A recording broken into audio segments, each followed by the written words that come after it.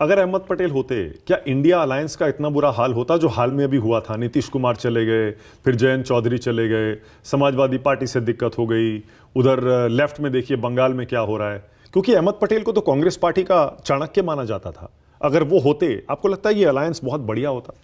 बिल्कुल, क्योंकि आप देखिए यूपी अलायंस को 10 साल उन्होंने चलाया, 10 साल सरकार चली है यूपीए अलायंस की, और महाविकास अघाड़ी भी आप देख लीजिए, मतलब एक इम्पॉसिबल फीट थी पर सरकार बनी महाराष्ट्र में। तो वो होते तो ज़रूर एक फॉर्मिडेबल अलायंस बनती। पर ये आपको क्या लगता है, ये नीतीश और जयंत क्यों चले गए? क्या उनको इंडिया अलायंस में अब दिखाई नहीं दे रहा है कुछ? देखिए, पॉलिटिकल कंपल्शंस हो सकता है, जैसे कि अभी आप ये वाली अलायंस की भी बात करें, आम आदमी पार्टी और कांग्रेस की, तो भरूच सीट के बिना तो बातचीत शुरू ही नहीं हो रही थी।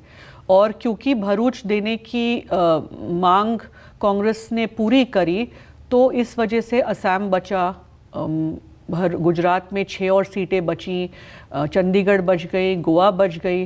तो एक लार्जर पिक्चर देखकर हम भी फिर एक्सेप्ट करते हैं कि भाई इतनी सीटें अगर बचा पाए और उसमें भरूच देना पड़ा, इसमें कोई खुशी नहीं है।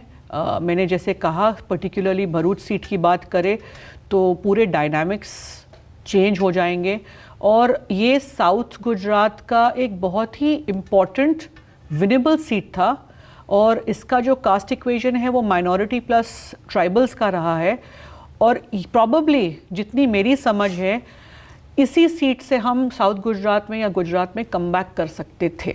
ओके, तो मतलब आप ये नेता क्यों जा रहे हैं, नीतीश जयंत क्यों छोड़ गए, आप उस पर कमेंट नहीं करना चाहती हैं? नहीं, देखिए, जो चीज़ मुझे पता नहीं है कि अंदर की क्या बात है, उस पर मैं क्या चर्चा करूं। ओके, ठीक है, ऑल राइट। मतलब पार्टी में आपके भाई भी बगावत तो नहीं कर रहे हैं ना?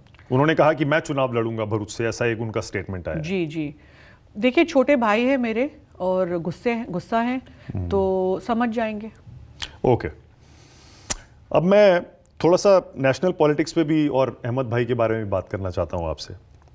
जब आखिरी समय था, आपने एक कॉन्वर्सेशन का तो जिक्र किया जी, जब आपने कहा कि मैं पॉलिटिक्स में आना चाहती हूँ। उन्होंने कहा देखते हैं, बात करते हैं, सोचने दो हमें। उसके बाद फिर वो कोविड हुआ और वो सब हुआ। आपको लगता है कि वो तैयार होते हैं आपको पॉलिटिक्स में लाने के लिए, और भरूच की जिम्मेदारी, गुजरात की जिम्मेदारी आपको देने के लिए? जिम्मेदारी का तो पता नहीं, पर ये ज़रूर कहा था उन्होंने कि मुझे पता है कि आप अच्छा कर सकते हो, लेकिन मुश्किल है, और पॉलिटिक्स कोई बहुत आसान नहीं है, और पूरा सिस्टम बड़ा डर्टी है, तो मैं नहीं चाहता हूँ कि आप इसमें फंसे, ये बोला। पर ये ज़रूर कहा था कि मुझे पता है कि आप बहुत अच्छा कर सकते हो। कांग्रेस की बुरी हालत के बारे में कुछ वो क्या सोचते थे अपने आखिरी दिनों में? बहुत बुरा हाल हो गया ना कांग्रेस पार्टी का, तो इतना हार गई, 14 में हार गई, फिर 19 में हार गई। उन्होंने 2 हार, इतनी बड़ी बड़ी हार देखी। इतना बुरा कांग्रेस का हाल अहमद पटेल ने खुद देखा है। तो इसीलिए तो फिर ये इंडिया अलायंस अभी इतना महत्वपूर्ण हो जाता है, क्योंकि अब ये सेव द डेमोक्रेसी वाली बात है, लोकतंत्र को बचाने की लड़ाई है, और जब तक सब साथ नहीं आएंगे और मिलकर इस सियासत से नहीं लड़ेंगे, तो हम लोकतंत्र को नहीं बचा पाएंगे, देश को नहीं बचा पाएंगे। तो बिल्कुल वो जानते थे। पर वो जिक्र तो करते होंगे आपसे कि क्या हाल हो गया देखो पार्टी का। 2019 में जब हम हारे थे, तो उन्होंने कहा था, कहते हैं मुमताज़, अब democracy as we know it नहीं बचेगी। उन्होंने ये मुझे कहा था बहुत क्लियरली। मुझे याद है जिस दिन रिज़ल्ट आए थे और इतने ख़राब रिज़ल्ट आए थे, तो कहते ये इसके बाद जैसे, एंड आप देख रहे हैं कि क्या हो रहा है, democracy as we know it is not there. हर इंस्टीट्यूशन कैप्चर्ड है, हर इंस्टीट्यूशन पे दबाव है, किस तरीके से एजेंसीज़ मिसयूज़ हो रही हैं, किस तरीके से मीडिया मिसयूज़ हो रही है, किस तरह से नैरेटिव बिल्कुल बदला हुआ है, किस तरीके से लोगों को ब्रेन वॉश किया जा रहा है। तो ये लोकतंत्र कहाँ है? आपने अभी चंडीगढ़ मेयर पोल में देखा, इसको डेमोक्रेसी कहते हैं? अपने करियर से जो कुछ उन्होंने अपने करियर में अचीव किया, उससे खुश थे अहमद भाई, या उनको लगता था कि अभी कुछ और एक करना बाकी रह गया, बहुत काम बाकी रह गया, और उन्हें भी क्या पछतावा था कि ये जल्दी ऐसा क्यों हो गया मेरे साथ? नहीं, वो आखिरी में तो ये कहते थे कि कहाँ फंस गया मैं, बस मुझे अपने गांव जाना है और शांति से अब जीवन बिताना है।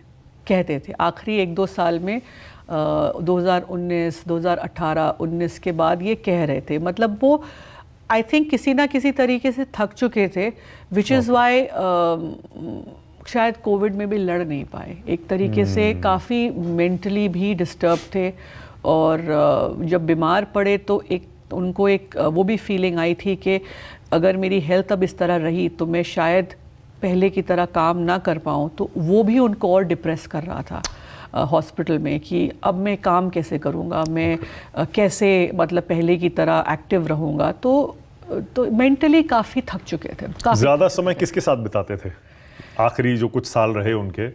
काम में तो तब भी लगे रहते थे पूरा टाइम। वो आपने लास्ट टाइम भी मुझे बताया था। कांग्रेस पार्टी के अपने कलीग्स के साथ और जनता के साथ। अभी भी याद है मुझे, जब वो कोविड में अस्पताल में थे तो मुझे भी कोविड हो गया था, और उन्होंने ज़बरदस्ती मुझे 2 दिन अस्पताल में भर्ती करवाया कि नहीं आप क्योंकि उनकी तबीयत इतनी ख़राब हुई। तो जब मैं डिस्चार्ज हुई और मैं जा रही थी घर वापस, तो उनके आईसीयू रूम में मैंने पीप किया उनको बाय बोलने के लिए। वो आखिरी बार मैंने उनको बैठे हुए देखा, तो वो कुर्सी पे बैठे थे और उनके आसपास एआईसीसी के लोग बैठे थे आईसीयू के अंदर।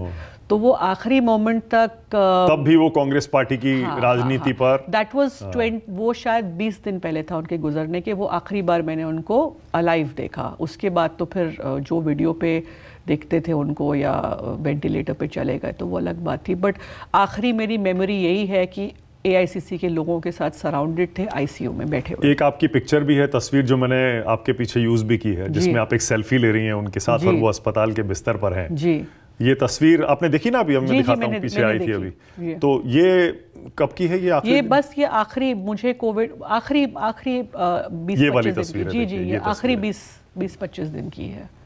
हम रोज़ एटलीस्ट आई थिंक आखिरी 1 महीने में, इससे पहले कि मुझे कोविड हुआ, हमारा पूरा परिवार उनके साथ हॉस्पिटल में रोज़ रहता था। तो आई थिंक सबसे ज़्यादा फैमिली टाइम हमने लाइफ टाइम में उनके साथ हॉस्पिटल में बिताया। उससे पहले पूरा जीवन उन्होंने पॉलिटिक्स को, पार्टी को और लोगों को दे दिया। तो अभी भी मुझे यकीन नहीं होता है कि वो नहीं है, क्योंकि मुझे ऐसी लगता है कहीं ना कहीं घूम रहे होंगे, राजनीति कर रहे होंगे, दिल्ली में होंगे, सोनिया जी के यहाँ होंगे। जी जी बिल्कुल, एक अंदर से ऐसा ही है कि ही इज अराउंड। ज्यादा उनके सबसे पक्के दोस्त कौन थे? आपने तो बचपन से उनको देखा है जी, कांग्रेस के बड़े बड़े नेताओं से मिलते हुए। ज्यादा समय किसके साथ उस समय बिताते थे? कौन आते थे घर, या वो कहाँ जाते थे ज्यादा? नहीं, बहुत अशोक जी थे पहले के जमाने में, राजेश पायलट जी थे। हम लोगों ने बहुत वक्त, वो शाम के टाइम पे चले जाते थे उनके घर पे, हम भी साथ जाते थे, रात को बैठ के वहीं पे खाते थे, बैठते थे। तो राजेश अंकल थे, अशोक अंकल हैं, बहुत सारे लोग हैं। मतलब जितने लोग आप देखते हैं आसपास उनके जो मेन थे वो सब, मतलब एक रात को 10 बजे के बाद 23 विलिंग मदर टेरेसा क्रेसेंट पे एक मेला ही चल रहा होता था। अच्छा, तो आपकी उनमें से किसी से या उनके बच्चों से दोस्ती है अभी? सबसे है, सब जी टच में है। बट अब जी ओके। राहुल गांधी, प्रियंका गांधी के साथ क्या यादें हैं? टच में हूँ, बिल्कुल टच में उनके साथ भी हूँ। और अभी भी 2 दिन पहले भी जब ये अलायंस टॉक्स फाइनल हो रहे थे तो दे वर इन टच एंड सबने कॉन्फिडेंस में। पर उनके साथ तो अलग रिश्ता होगा ना आपका? अलग सब इतना बिजी है, लेट मी बी ऑनेस्ट, कि ऐसा नहीं। अभी की बात नहीं कर रहा हूँ मैं, पुरानी बात कर रहा हूँ। नहीं, ऐसा नहीं था। ऑफ कोर्स जानते थे, बट पापा हम लोगों को सबसे दूर रखते थे। बहुत बहुत ऐसे कम फैमिलीज थे जिनके साथ एकदम पर्सनल कनेक्ट था। मिलते सबसे थे हम लोग, आते जाते सब थे, लेकिन उन्होंने हम लोगों को एकदम पॉलिटिकल सर्कल से दूर रखा हुआ था।